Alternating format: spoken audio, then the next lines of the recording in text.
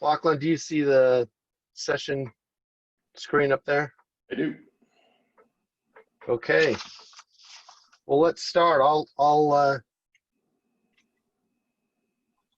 give the presentation here.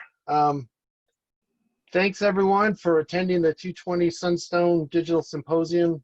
This session is session 321, titled Nauvoo Polygamy and the RLDS Church. The audio for this session will be available for purchase at Sunstone after the symposium. The video recording of the session will be available in the Wova app for the remainder of 220. Question and answers are going to be live. Please post them in the Wova application, and at the end of the session, I will read those. At Sunstone, we are making it a goal to build a community that allows many ways for people to express their faith. Our tagline is, "There is more than one way to Mormon." We invite you to help us build a community where all paths are given space to be better understood.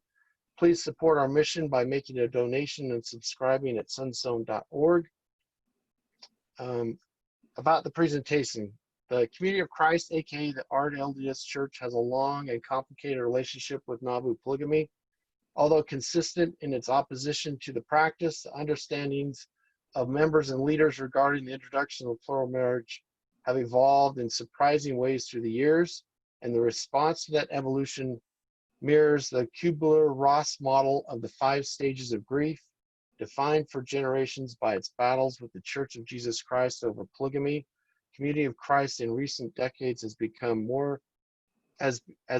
to make peace with its past. Lachlan Mackay is a member of the Community of Christ Council of 12 Apostles. He directs church historic sites in Ohio, Illinois, Iowa, and Missouri, and leads the church history team.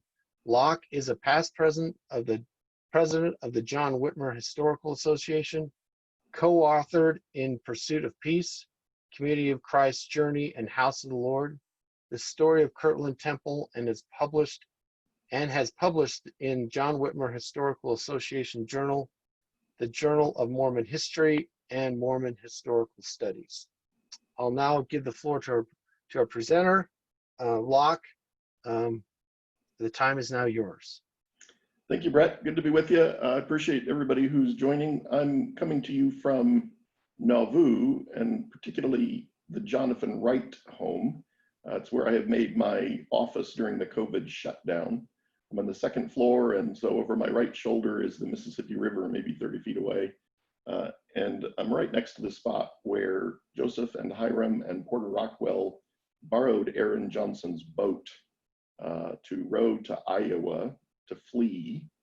The boat leaked, of course. They had to take off their shoes to bail, made it safely, and then after a few days, they made the decision to come back so that Joseph could turn himself in at Carthage. Appreciate being able to join you from Nauvoo. I'm going to share my screen. And Brett, if you could stop your screen share and I'll start mine. Thank you.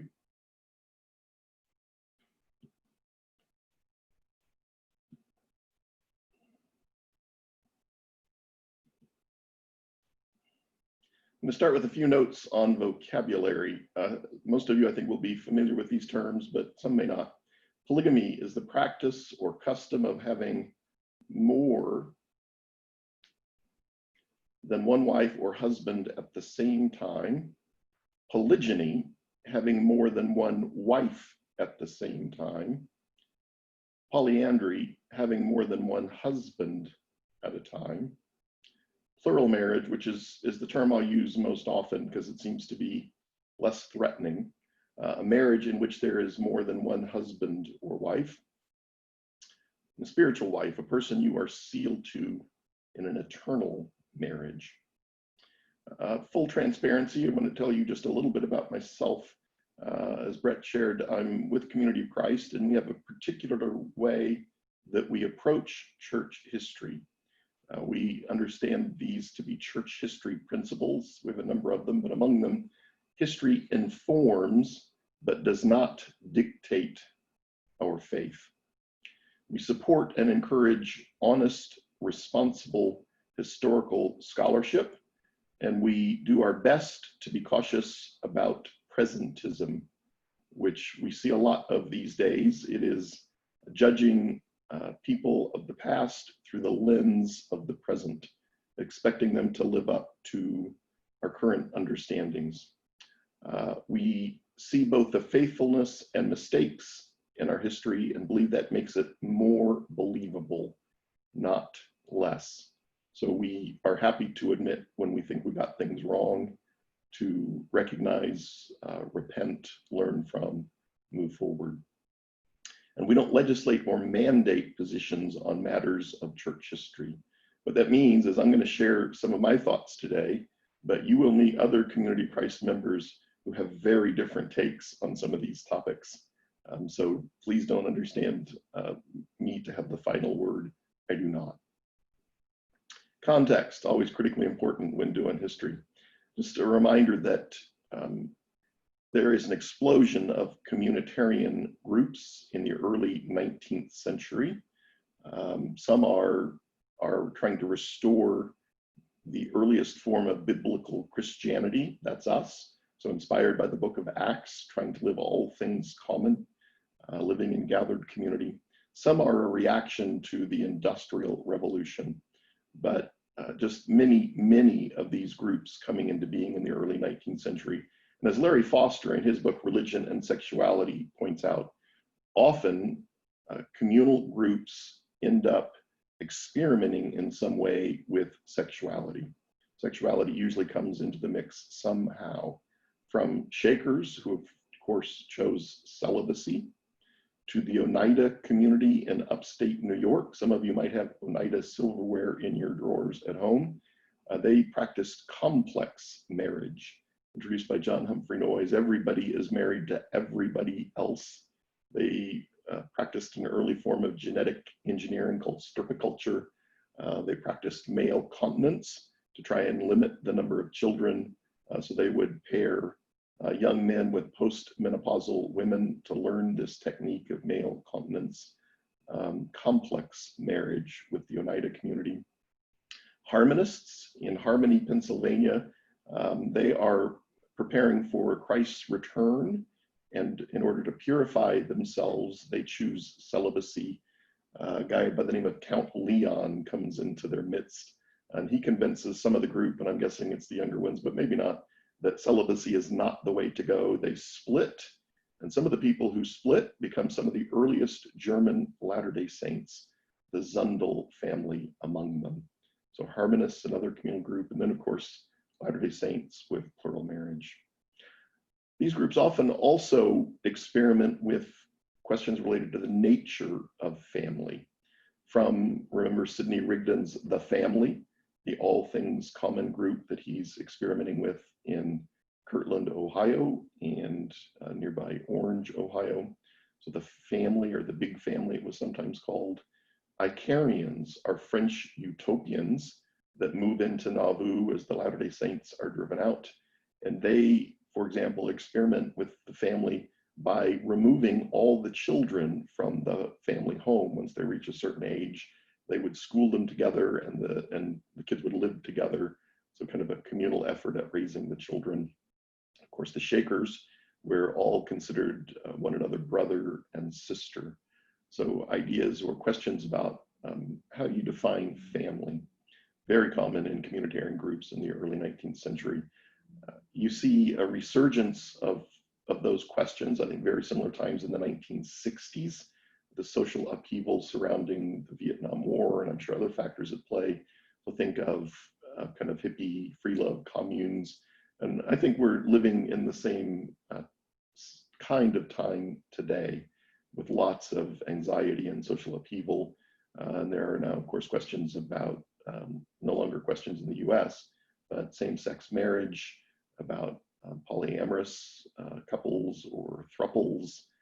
So very similar times today, I believe, than those in which the church was formed in the 1820s and 30s. Some challenges in reconstructing the story when it comes to Nauvoo polygamy. One is that monogamy was the law of the church throughout Joseph Smith Jr.'s life. From the 1835 Doctrine and Covenants in section 101, Community of Christ, section 111 today. It's removed in the LDS tradition in 1876, replaced by LDS section 132. It says, among other things, we believe that one man should have one wife and one woman but one husband, except in case of death. Other examples, section 42, thou shalt love thy wife with all thy heart and shall cleave unto her and none else. And then from March of 31, that first one from February, it is lawful that a man should have one wife and they twain shall be one flesh. So monogamy, the law of the church throughout Joseph's lifetime. Other challenges in reconstructing the story is the fact that polygamy is publicly denounced and denied throughout the 1840s. It is not something that the church leaders are teaching publicly or admitting to the practice of. You see one example of many denouncements of polygamy. This one is from the Voice of Innocence in the spring of 1844 in Nauvoo. Another issue, very rarely does polygamy make it into diaries and journals at the time, and even then, it's often only in code. Things like SAW, apparently Masonic for sealed and wed, or WAS for wedded and sealed. This is not my original research. Shorthand, ME for marriage for eternity, or MT for marriage for time. So often in code in journals if it makes it in at all. Also, some sources were edited or changed when published, which makes it easy for people to reject all sources that they don't like. So for example, from Joseph Smith / Willard Richards' journal, 5 October of 1843, the original says, gave instruction to try those who were preaching, teaching, or practicing, which is struck out, the doctrine of plurality of wives on this law. Joseph forbids it and the practice thereof. No man shall have but one wife. Seems pretty clear. By the time that makes it into the LDS Church history, it has evolved. Gave instruction to try those persons who were preaching, teaching, or practicing the doctrine of plurality of wives. For according to the law, I hold the keys of this power in the last days. For there is never but one on earth at a time on whom the power of its keys are conferred. And I have constantly said, no man shall have but one wife at a time, unless the Lord directs otherwise. So again, this causes uncertainty about whether sources can be trusted. And all of us did some of this through the years. Also, after 1860, many participants in the discussion are so passionate about their positions that they, here I say, struggle to overcome their biases. In reality, they do not overcome their biases. So I am highly suspect of most sources after, well, maybe 1860, which is kind of an arbitrary date, but got pretty passionate. Most source material is generated decades after the events occurred. Ironically, it's when Joseph Smith III starts trying to clear his father's name, trying to prove that his dad had nothing to do with polygamy.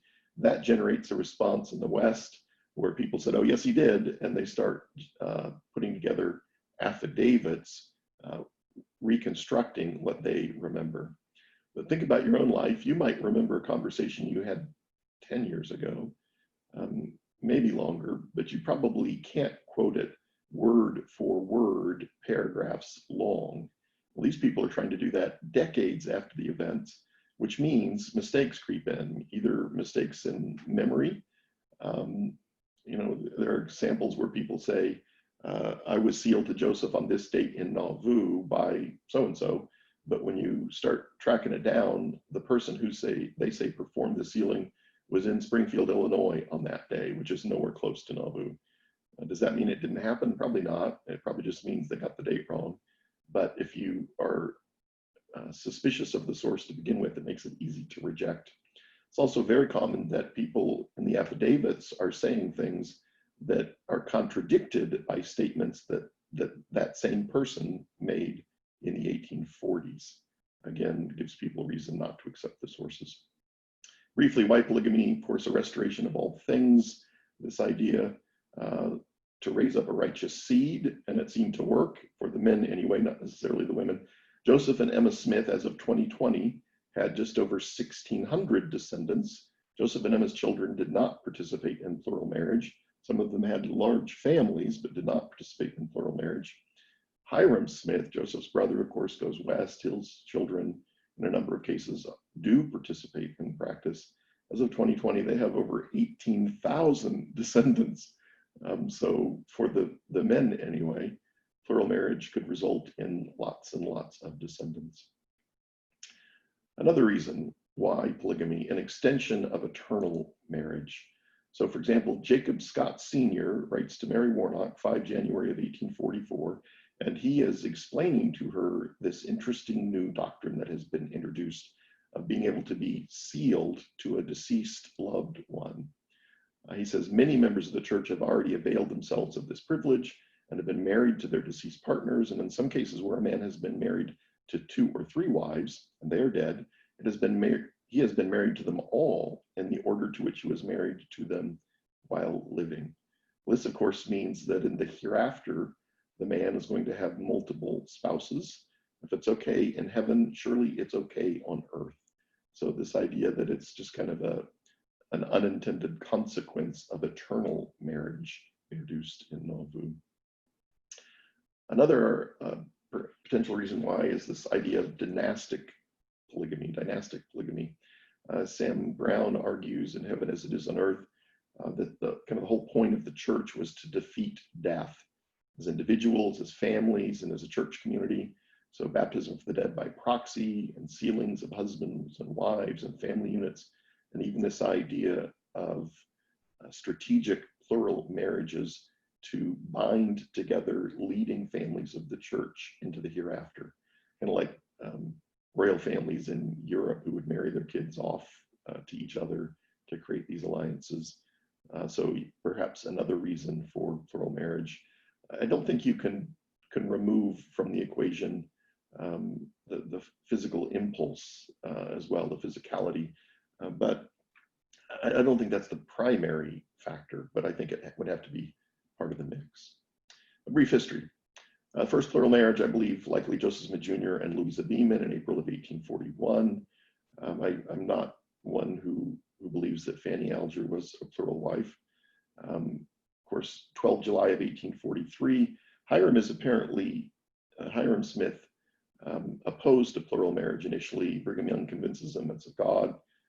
Hiram believes that if Joseph would have a revelation, Hiram, could take it to Emma and convince her that it was okay.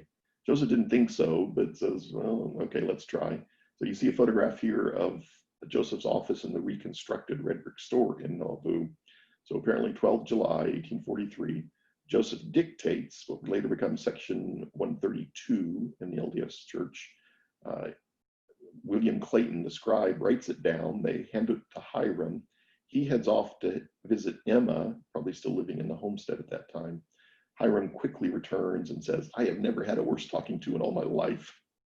I'm not sure whether to laugh or cry at that story. Participants in plural marriage. This is based on George D. Smith's work in Nauvoo Polygamy, but we called it a celestial marriage. Prior to Joseph Smith Jr.'s death, the practice was very limited. 33 men and 91 women out of the maybe 10,000. Nauvoo probably eventually hit 11,500 population. So a small percentage participating. Participation peaked in 1843 and then fell off dramatically in 1844. Joseph isn't believed to have taken additional wives after the fall of 1843. So now the real topic, the RLDS Church and Nauvoo Polygamy. I'm going to be drawing on the work of Richard Howard and his The Changing RLDS Response to Mormon Polygamy, preliminary analysis in the John Whitmer Journal in 1983, and Alma Blair, RLDS Views of Polygamy, some historiographical notes from 1985. So our response has evolved through the years. We were consistently antagonistic towards polygamy and believed it to be immoral, but our evolution was in the question of Joseph's role. Did he introduce it or not? So we start believing that he did, but he repented and we should forgive him. And we kind of lay out that position for about 20 years, maybe 1850 to 1870. And then we move into Joseph didn't do it, Brigham did. For a long time, our LDS people would love to blame anything that went wrong on Brigham Young. Brigham did it. In some cases, I still think it's true, like the priesthood denial. for Black members, but I think we need to be a little more cautious about that. But that was the position we took for about about 90 years, 1870 to 1960. Joseph didn't do it, but Brigham introduced it. Then we move into a phase where we start to reconsider that and begin to explore this idea of eternal marriage and the unintended consequences growing into plural marriage, approximately 1960 to 1983. Then we move into Joseph did it, he's guilty. But also this, well, maybe he did it, but he repented. You'll find both of those positions represented in Community of Christ members, as well as the idea that he didn't do it at all. So let's drill down a little bit on some of these and look at some of the sources behind it. One of the first ones comes from Nauvoo, the Relief Society Minutes. This is Emma Smith, and this is the Relief Society Minutes. The voice of innocence was then read and approved. Emma continued further by exhorting all to take heed to their ways and follow the teachings of Brother Joseph. When he preaches against vice, to take heed to it, and said he meant what he said. Concluded her remarks by requesting all to use their common sense, and they would teach us right principles if we would adhere to them. Further, that we must be willing to forgive what has passed in consideration of repentance and reformation. Although Emma is not explicitly naming plural marriage, I believe that is what she's referring to in this quote. And that's 9 March. The topic heats up. William Law, a member of the First Presidency in Nauvoo, but no longer by March of 44, says this in his journal. Hiram Smith was here a few days ago. He said they were not doing anything in the plurality of wife business now, and that he had published a piece against it. Law didn't believe him, but that's what he's quoting Hiram Smith as saying. 19 March, he says that Hiram came a few days ago. In fact, Hiram did publish a piece against it just a few days prior in the Times and Seasons. There is no such doctrine, meaning plurality of wives, taught here. Neither is there any such thing practiced here. And any man that is found teaching privately or publicly any such doctrine is culpable and will stand a chance to be brought before the High Council and lose his license and membership. And that's March of 1844, the 15th. Isaac Sheen, Connell O'Donovan has done some wonderful work on Isaac Sheen, who was living outside Nauvoo in the 1840s, eventually joined with William Smith and eventually made his way into the reorganization. He's the editor of the True Latter-day Saints Herald. But here's what he says in 1852. Joseph Smith repented of his connection with this spiritual life doctrine and said that it was of the devil. It's reprinted in the first issue of the Saints Herald. William Marks has some of the best known statements saying that Joseph was involved but had repented. Here's what he says in 1853. Joseph, however, became convinced before his death that he had done wrong. He, Joseph, said this doctrine of polygamy or spiritual wife system that has been taught and practiced among us will prove our destruction and overthrow. I have been deceived, said he, in reference to its practice. It is wrong. It is a curse to mankind, and we shall soon have to leave the United States unless it can be put down and its practice stopped in the church. Marx raises this repeatedly, and he's pretty consistent. Again, in 1859, this also is in the first issue of the Saints Herald, our church magazine. He said he, meaning Joseph, had desired for a time to have a talk with me on the subject of polygamy, me being Marx. He said it eventually would prove the overthrow of the church, and we should soon be obliged to leave the United States unless it could be speedily put down. He was satisfied that it was a cursed doctrine and that there must be every exertion made to put it down.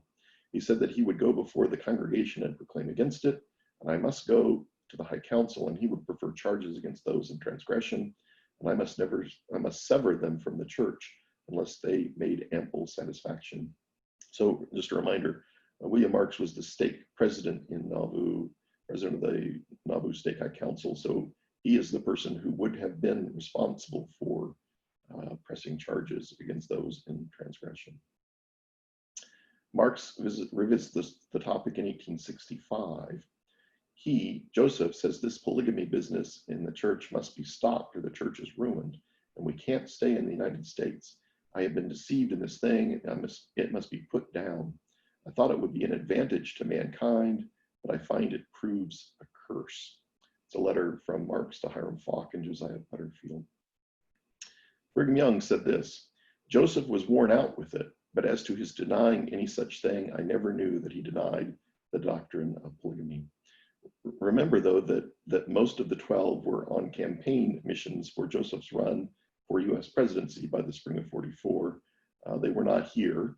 They knew that Marx was never a fan, and when Marx tried to convince him that Joseph had a change of heart, they didn't buy it. They didn't believe him. The RLDS Church has general conferences in the 19th century that travel. So instead of always holding them in one spot, they would move around. And the 1867 conference was in Keokuk, Iowa, just downstream from Nauvoo. And church leaders met before that and passed several resolutions. You see one here, which is saying that if church members teach polygamy or sealings or spiritual wifery, that they could be subject to church courts. They could be subject to church action. They also pass a resolution saying that if official members, which means ordained members, priesthood members, teach either publicly or privately, they could be silenced. That was something often done to priesthood in the early church, where you would not take the priesthood, but you would remove their ability to function in that priesthood capacity. So it was an action called silence, that term not used today. And if silencing didn't work, they could also then be cut off from the church. What I find fascinating about these actions, again, church leaders, the RLDS Church, 1867, is that they were taken when meeting in the red brick store on the second floor, which is the place where Joseph had dictated, apparently, section 132. So they returned 24 years to the very spot where that section is dictated to very specifically denounce it. They also attempted to pass another resolution, I'm sure advanced by Joseph Smith III, their prophet president, clearing Joseph Smith Jr. of involvement in plural marriage, of introducing it. But that resolution, unlike the others, did not pass. It was tabled on the ground that its passage would be more injurious than good because of the almost universal opinion among the saints that Joseph was in some way connected with it. So another source suggesting they believe that Joseph had been involved. David Hiram Smith, Joseph and Emma's youngest son, born after his father was killed. So of course he would not have firsthand knowledge, but he said this in 1872. When I was with you before, I did not know as much as I do now in regard to my father's life. Even if he did wrong, he repented and told the saints that polygamy was a false and wicked doctrine. Again, David Hiram Smith, 1872. But this is kind of a period of transition.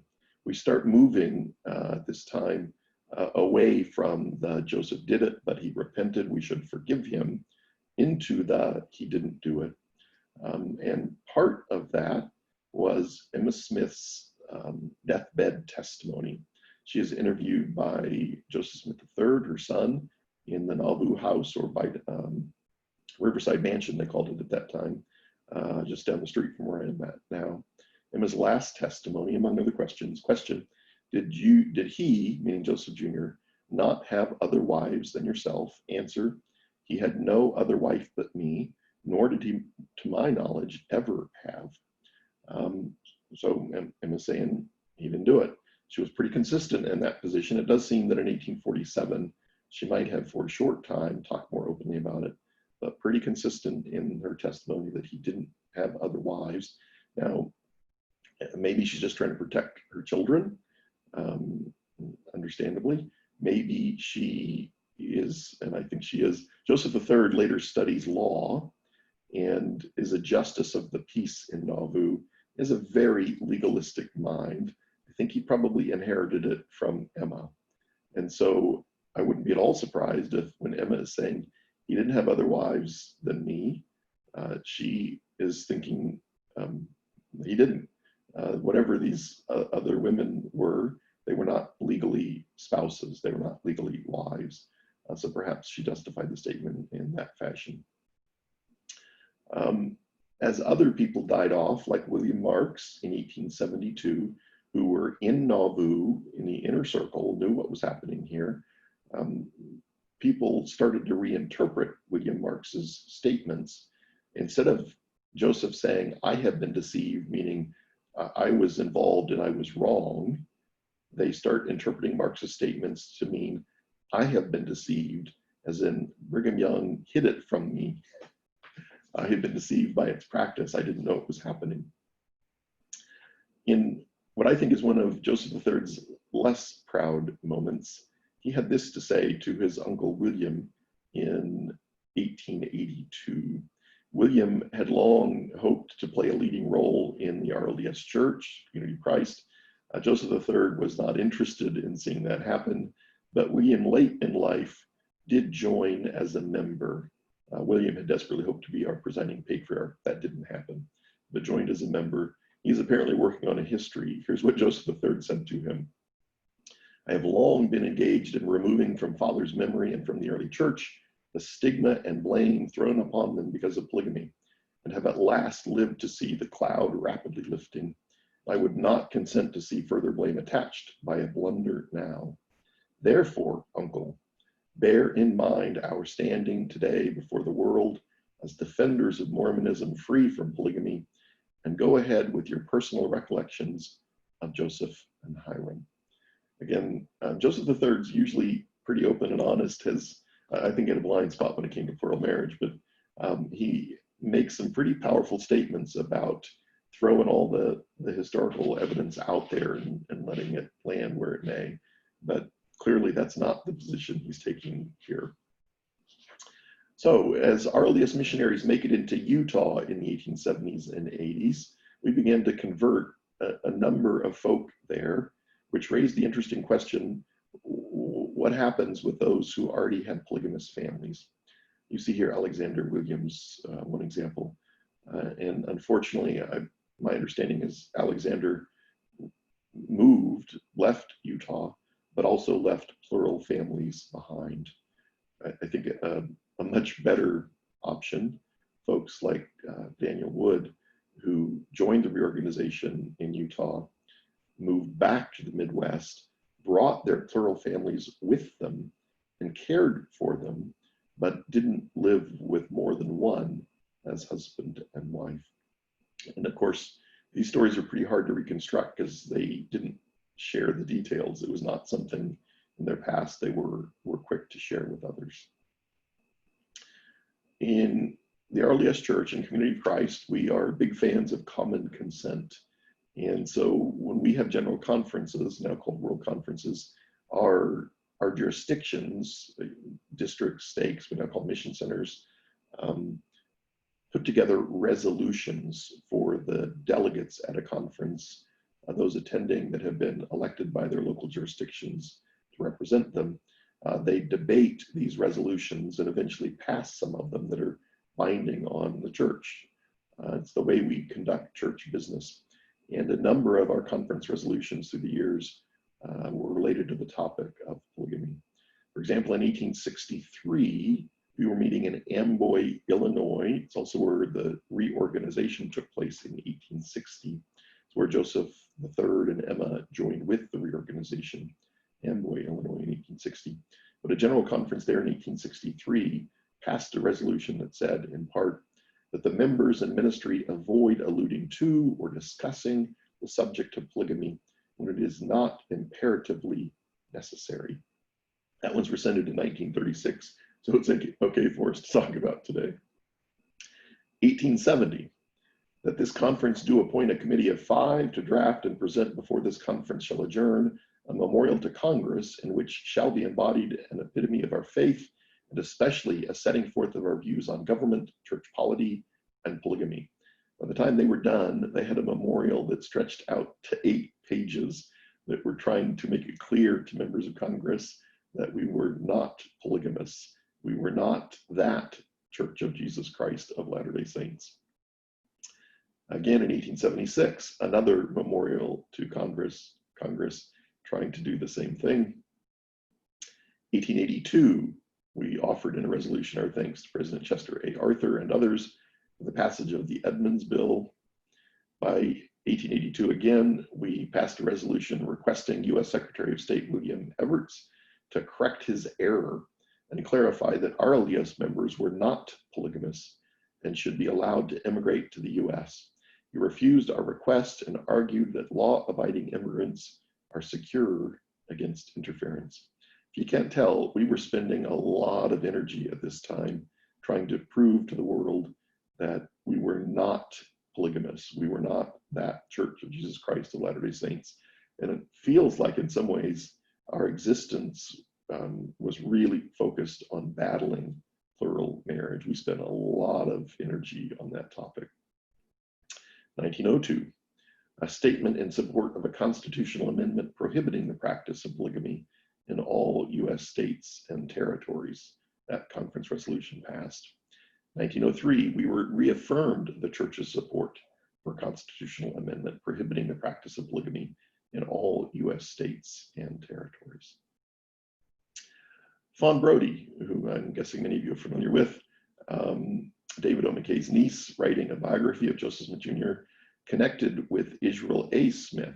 So for much of the early 20th century, it seems like we shifted our focus a little bit and weren't spending as much energy on the topic of plural marriage, but it became a significant topic for Israel A. Smith, our prophet president, following the death of his brother Frederick Madison Smith in 1946. So Fawn had apparently gotten permission to use our archives and had, I don't know if this was intentional or not, but had left the impression with us that she was writing a supportive biography of Joseph Smith Jr. When it was published, it was not perceived that way by a number of our members. And so Israel A. Smith, as you see in the picture here, regularly did battle with others about Joseph Smith and polygamy. Became a pretty important topic for us again.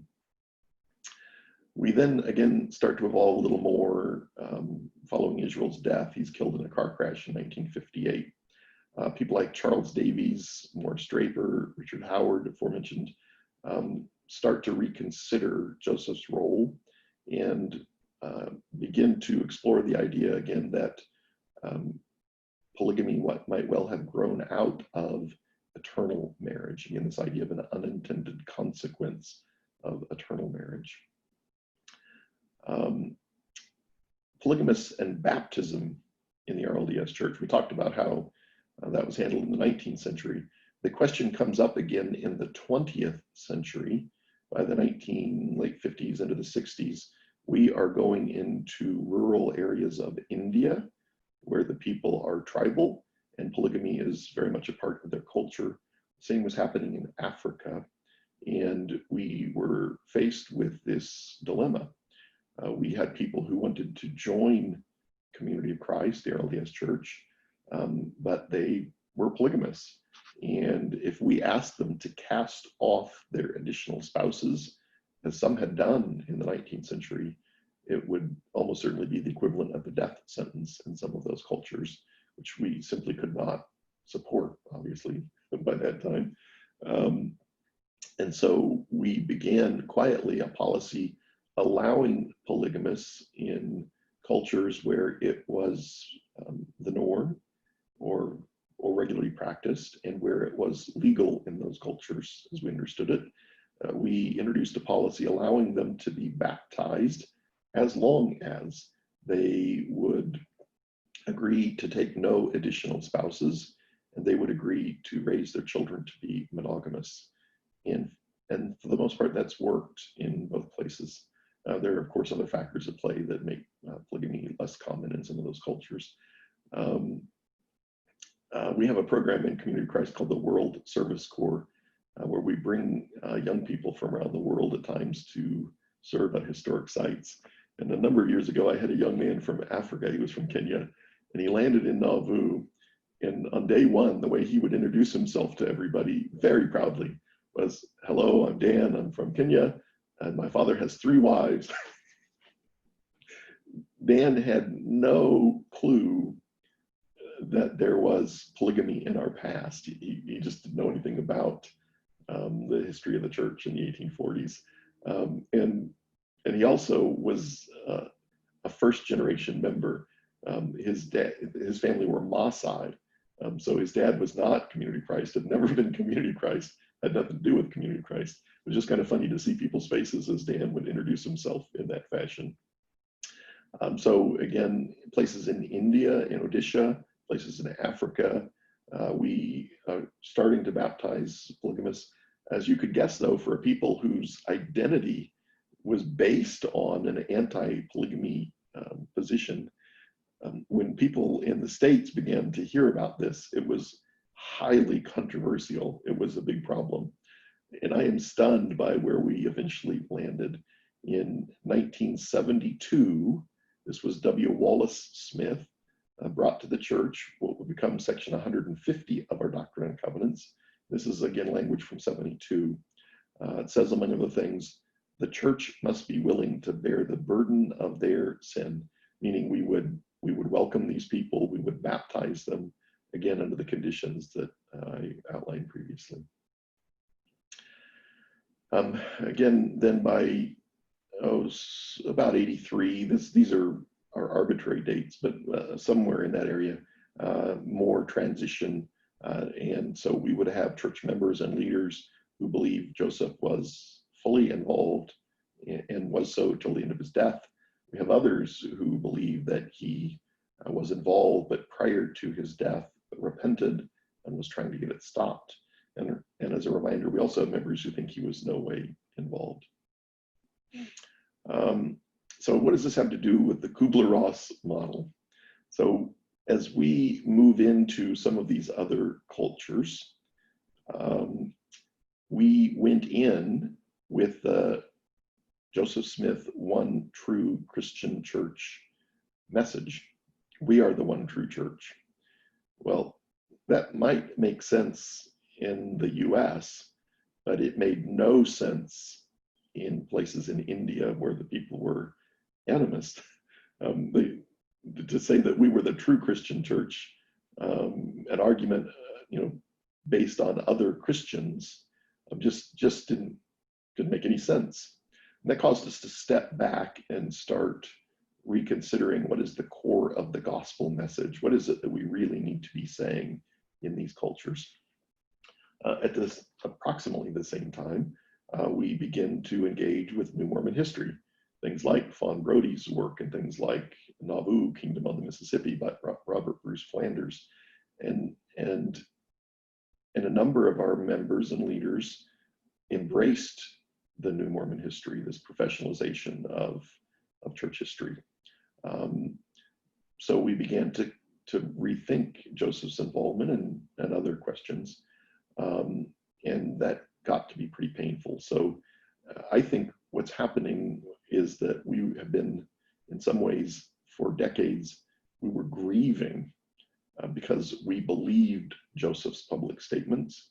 We defended him against the charges that he introduced polygamy. And then as we start to reconsider and think that maybe he was involved, it's just incredibly painful. So we start in this denial place. He didn't do it. But then as we begin to consider that maybe he did, or he did, that moves into anger. And you'll see some of our members exhibit that. I also see this with folks who have left the Church of Jesus Christ of Latter-day Saints. There's a lot of anger there often, not always. And I think those things caused us just to kind of set our history on the shelf for a number of decades. It was just too painful to deal with. In recent decades, though, I think we, for the most part, skipped the bargaining or the depression, but moved into acceptance. And that has allowed us to take our heritage, our history back down from the shelf and start to engage with it again, and to find the wonderful and powerful and compelling, and to recognize the terrible mistakes that we made at times in the past. I think a much healthier place for us to be. An old argument revived. Where are the children? So if the whole point of plural marriage is to raise up a righteous seed, where are the kids? So as most of you know, polyandry was part of what Joseph introduced in 1840s Nauvoo. So not only did men have multiple wives, but many of the women that Joseph was apparently sealed to early were married to and living with other men. So women have multiple husbands. So that means that if there are children, there's uncertainty about who the father is. This has been a number of years ago, but Perego, working with the Sorenson Molecular Genealogy Foundation and with other geneticists, decided that they were doing some work to try and figure out what DNA could do to advance genealogy. You know, for example, there's long been a debate about what little English village Joseph Smith's ancestors came out of. Well, if you could isolate Smith DNA here and isolate Smith DNA in a little English village and it matches, you would be able to answer the question. Turns out that Joseph's ancestors were Irish, apparently, probably only in England for a short time before coming to the US. But as they're soliciting Smith DNA for this study, they start having people coming forward and saying, well, our name is Pratt, but we know that we're really Smiths, for example. And although these are not historians, they're geneticists, they eventually decide that they would try and run it. Let's find out. They were introducing their first findings at a Smith family reunion here in Nauvoo. And as I think most of you know, plural marriage, polygamy, is a pretty uncomfortable topic for a lot of people these days. And it was even more so 10 or 15 years ago. So everybody was a little nervous about what the results might be of this first round of studies. They were talking particularly about the Pratts early on. And Ugo was sharing his findings and said, well, we've run the tests and the results are in. And the Pratts, who believe they are really Smiths, are not Smiths. And everybody, LDS, Community of Christ, everybody kind of breathed a sigh of relief.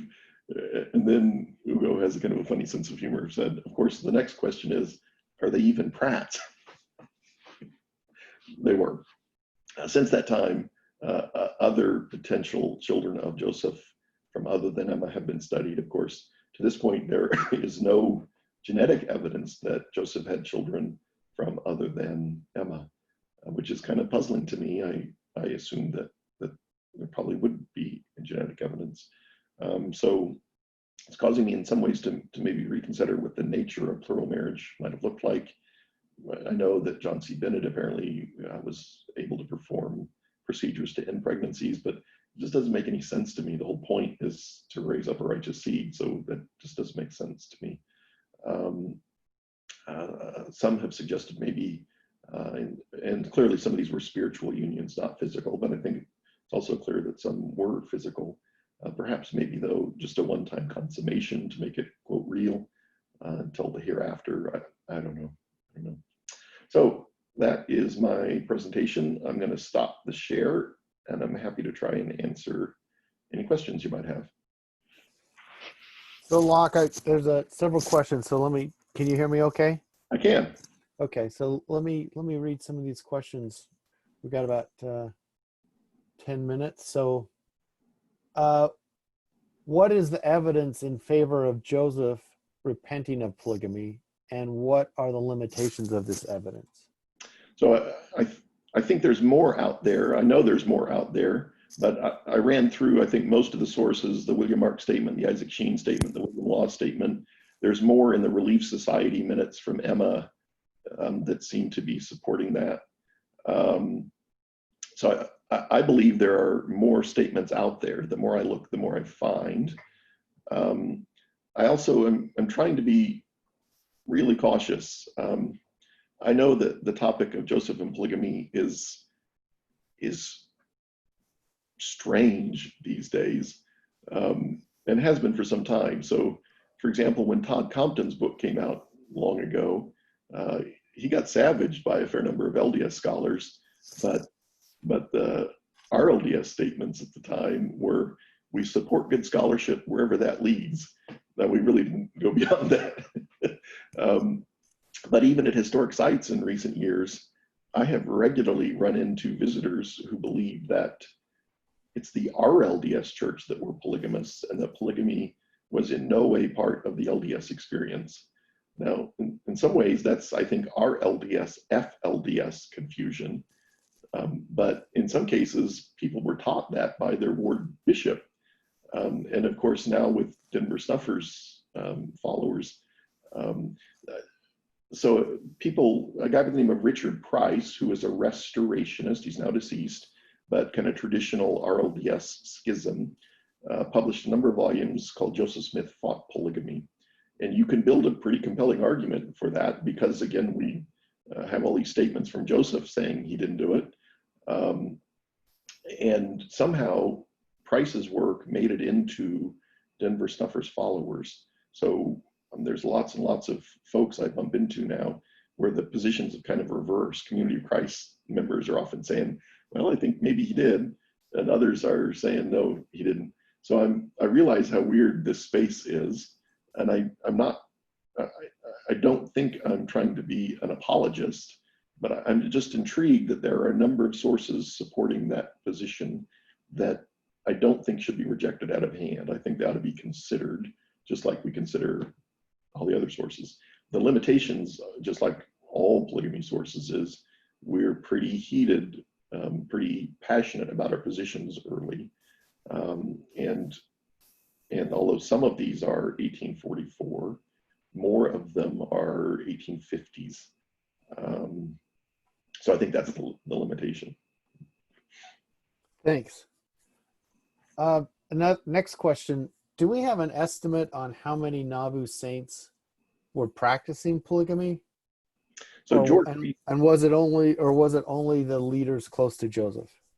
So I really think that, especially prior to Joseph's death, it's a very small group, the kind of those numbers I threw out that are George D. Smith's numbers. So if you go to his book, Nauvoo Polygamy, they called it Celestial Marriage, he has a really good statistical breakdowns. So I would strongly encourage people to do that signature book title, or maybe Smith Pettit, but through signature. But prior to Joseph's death, it's a very small group, significant leaders in the church. I think it expands significantly after Joseph's death, but still in Nauvoo.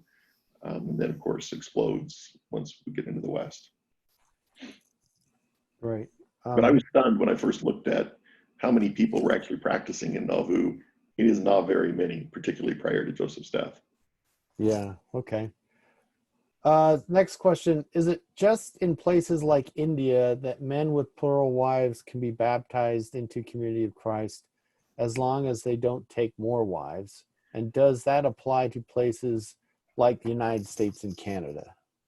So that does not currently apply to places like the United States and Canada. It does apply in places like India and Africa. And the distinction was that it had to be culturally the norm. Now, I know that some would argue that it is culturally the norm in some parts of particular states, but also that it had to be legal. So those were distinctions they made in the 1960s and 70s that would still apply. Okay. Next question. Do you see the views on polygamy as a blind spot still for Community of Christ? Is the church still working through its own trauma from polygamy? And there's a few questions in here. Are there conversations around this today within the church, i.e. anyone could be a member and participate regardless of what your family looks like? So it is still something that many Community of Christ members struggle with. It's interesting. It kind of depends. We are, even though our polity is hierarchical, meaning, it all kind of, the denomination makes decisions. In many ways, we are also congregational. And depending on where you grew up and when, and even your family, you're going to be in very different places on some of these questions. So I think it's kind of ironic that, I grew up in Jackson County, Missouri. I'm a great grandson of Joseph and Emma, so in the Smith family, but I never was taught that he didn't do it. I never had to unlearn that. And I also don't think I was taught that he did. Just was an open question. But I have friends who were taught that he had nothing to do with it, and it has been very difficult to process that, and many haven't, some haven't. It can be devastating. So yes, it's still a topic of conversation. It's still painful for some, but others, and I kind of put myself in this camp, it's really never been painful. I just think it's worth exploring to better understand. And I talked about context. I think that's pretty important, and avoiding presentism. I simply want to try and understand what was going on versus judge. Obviously, from today's perspective, horrified at the way women were treated in the 19th century. But I recognize that was the 19th century. There was another part of that question. Let's see. There's a few. Are there conversations around this today within the church? There are, and it's kind of funny, when there are not, it's always just under the surface. So when we talk about history, it's always just kind of there. And I have found it most helpful, and the same is true at historic sites. How do you talk about Nauvoo history every day without talking about polygamy? Well, I don't know, but we've done it for decades. But it's kind of funny because that's also what was happening in the 1840s. They weren't publicly talking about it. It was a secret. So I often will say, this is difficult and painful, and I'll raise it. And it's like kind of you pop the balloon and let the pressure out, and then people get comfortable talking about it. And I have found, I've long wanted to do for bus tours, non-Mormon bus tours in Nauvoo. I keep pitching this idea of doing a wine, women, and song program, which is really politically incorrect sounding. But Nauvoo has a vineyard, a winery. I'd love to see, for tour buses, partner, a visit there, a visit to some of the LDS pageant production, singing and dancing. And we, at Community Christ sites, we could do a thoughtful discussion of plural marriage. My sense is that when you actually talk about what polygamy looked like, it's not nearly as titillating as just people think. So I think it's helpful to talk about, but it's still not easy at times. Thank you. So just two more questions. Is there evidence that garments were a sign of being a polygamist? I am not familiar with a connection between garments and involvement in plural marriage, but that is outside of my area of expertise. It's kind of funny, most Community Christ members, we just don't know much about temple endowment, temple ritual, garments, because it was not part of our tradition. Nancy Ross might be a good one to talk to about that. Okay, that's great. And then just a last question. Some have asked that really enjoyed your presentation and your slides. Would you be willing to share the slides with the community? So I think it will be shared as part of the video recording, yeah? Yeah, I think specifically they're seeing if they could just get the slides. And I reached out to Grace, who said you can, through the Wolva app, I think you can upload it so that the community can download that as just a document too. Yeah, I guess I should probably do that. I'm a little nervous because I haven't copy edited it. Well, maybe talk with them after and just see if. Great. But some were asking for that, so. Yeah. Okay, I'm probably more comfortable sharing specific sources if that's helpful. Okay. And if people, I think they can reach me through the app, but I'm also at lmackay@seaofchrist.org. Great. Yeah, I encourage everyone to participate in the community chat boards afterwards. You can continue this discussion and ask Locke more questions. Anything else in conclusion, Locke, you'd like to say to the community? Privileged to be with everybody. Wish I was there in person, but next year. Yeah, it's been a privilege to hear your presentation, and thank the audience for their attendance. And please continue the discussion in the chat boards. with that, we'll end the session for now. And thanks again, Locke, for your time and the wonderful presentation. Thank you, Brett.